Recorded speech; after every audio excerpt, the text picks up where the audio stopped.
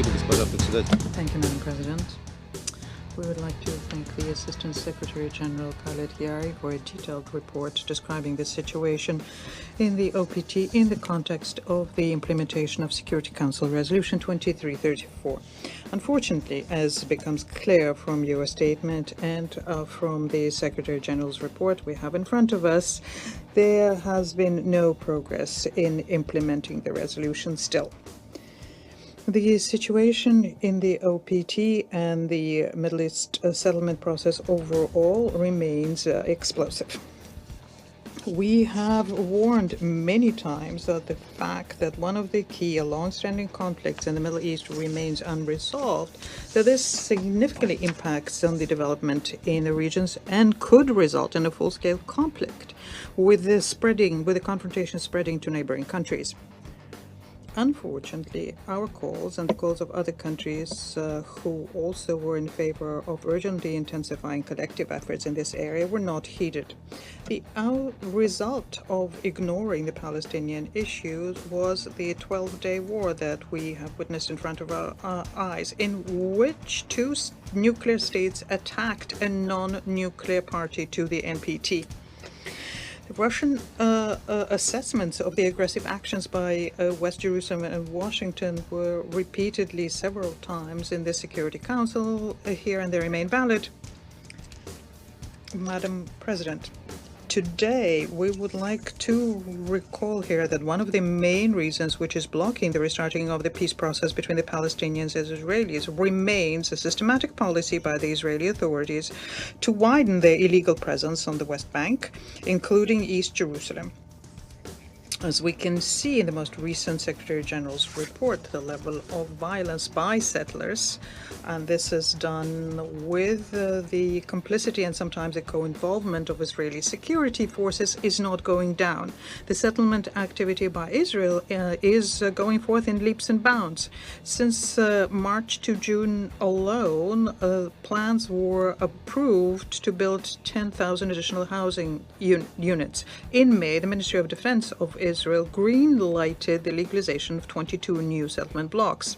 At the same time, the leadership of the Ministry of Defense is not even hiding the fact that these steps are strategically important for them from the viewpoint on preventing the creation of Palestinian state.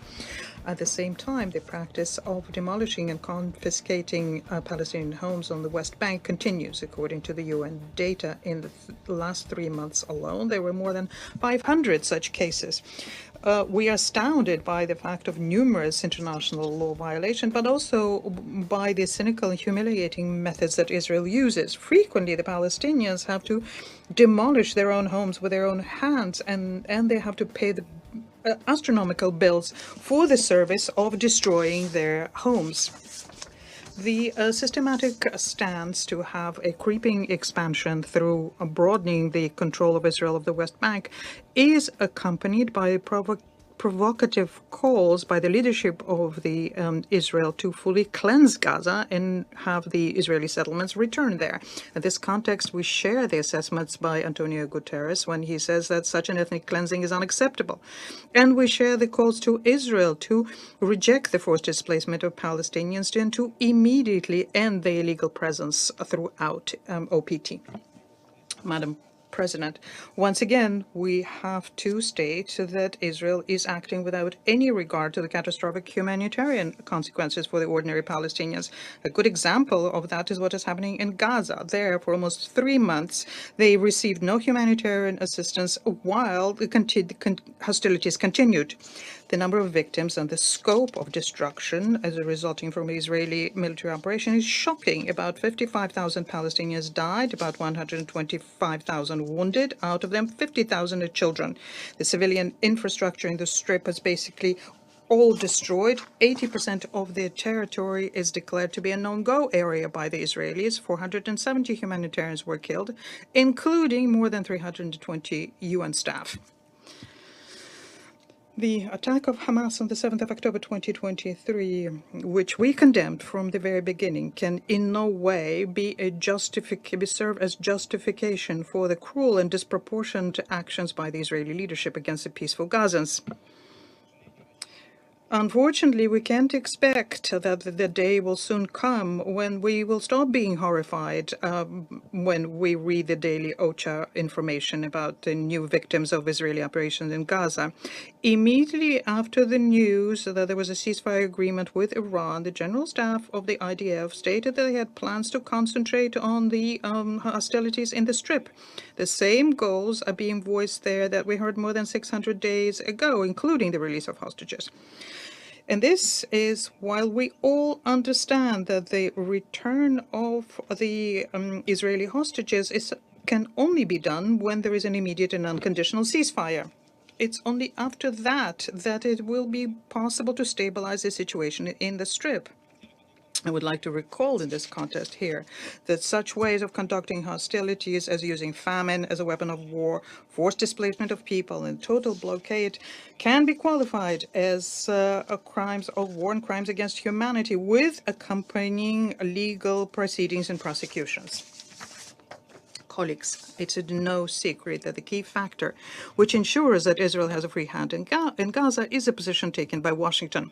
The United States not only provide the Israelis with an international cover when they block any Security Council draft resolutions when there is even a hint of criticism of the Israeli authorities, but they also continue pumping their ally in the Middle East with new weaponry and military equipment. According to the information we have, during the 600 days in Israel, Israel received 800 aircraft, 140 ships with 900,000 tons of military cargo. No comments needed here. Madam President, in conclusion, I would like to underscore and say that against the background of a broadened in the OPT and particularly in Gaza tragedy, there are greater expectations for decisive steps on behalf of the UN international community as a whole to recognize Palestine and to also protect specialized humanitarian agencies, UNRWA first and foremost. In this regard, there are great hopes which are being pinned on the international high-level conference in support of the two-state solution in New York, which was to be organized in June and which is provided for in two GA resolutions. We expect that the Saudi Arabian and the French co-chairs will decide and announce the new date of the forum, and the Secretary General will provide all the support needed to prepare and organize this conference. I thank you. I thank the representative of the Russian Federation for his statement, and I give the floor to the representative of China. Thank you, President. I thank ASG Chiari for his briefing. At present, the Middle East is mired in serious turmoil. Just after Israel and Iran reached a fragile ceasefire, Israel launched an attack on southern Lebanon, resulting in casualties. Meanwhile, the suffering of the Palestinian people continues to intensify. In Gaza, the humanitarian catastrophe has long defied description. Just since the resumption of the Israeli military offensive on March the 18th, over 6,000 people have died, and 80% of the territory has been put under emergency evacuation orders. As a result of the prolonged and extreme blockade and siege, more than 2 million people are facing severe food shortages. A large-scale famine is looming. In the West Bank, Israel has advanced or approved over 9,000 illegal settlement housing units and demolished over 400 Palestinian structures in the past 3 months alone. The operations of the Israeli security forces have resulted in the death of over 40 Palestinians and the injury of over 1,000 people. The tragedy of the Palestinian people has shaken international equity and justice and is a test of the human morality and conscience. The international community must not allow such suffering to continue and must take urgent actions. We strongly urge the full restoration of humanitarian access. The humanitarian catastrophe in Gaza has been extremely critical. The Secretary General's report states that The militarized aid distribution mechanism promoted by the U.S. and Israel violates the principles of impartiality, independence, and neutrality, and is not sufficient to alleviate the humanitarian situation, but rather poses additional dangers to the civilians.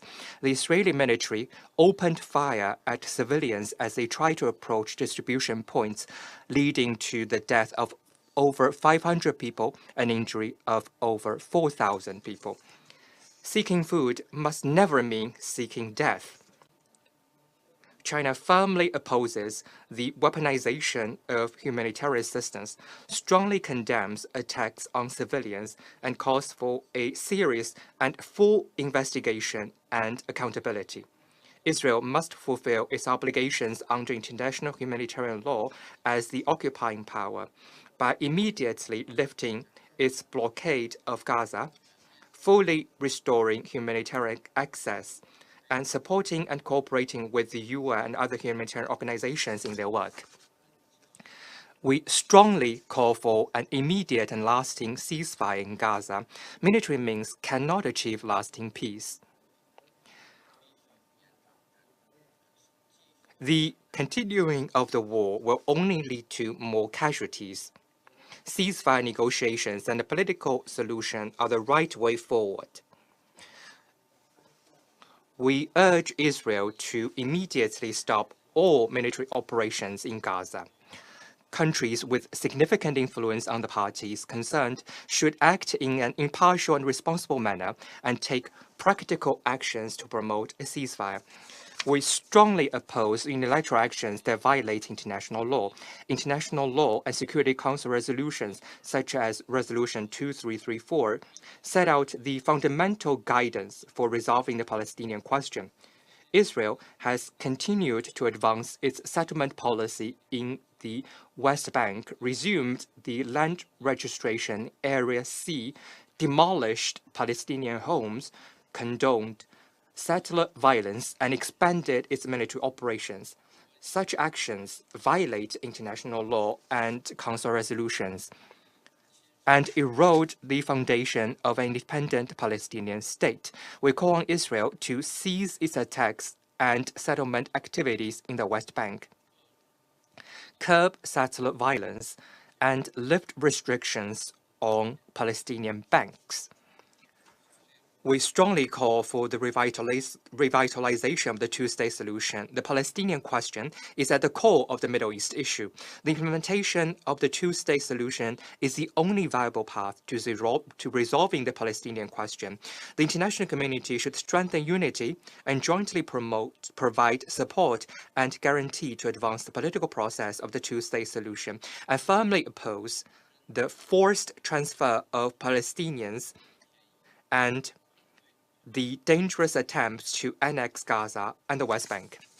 We look forward to the early resumption of the high-level conference on the implementation of the two-state solution. China will continue to work with the international community to make unremitting efforts to put an end to the fighting in Gaza, ease the humanitarian catastrophe, implement the two-state solution, realize a comprehensive, just, and lasting settlement of the Palestinian question. Thank you, President.